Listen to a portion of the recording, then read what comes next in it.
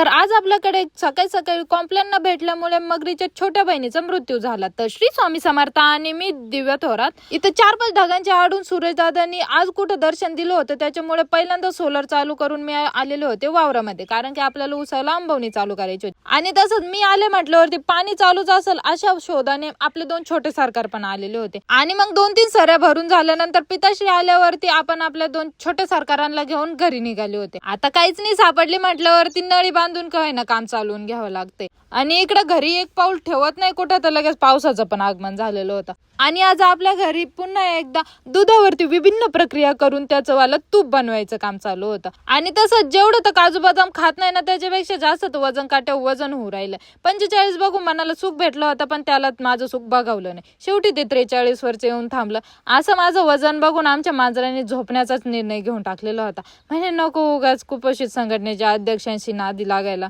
आणि इकडे आपल्या सीताफळाला पण एकदम मस्त सीताफळ लागलेले.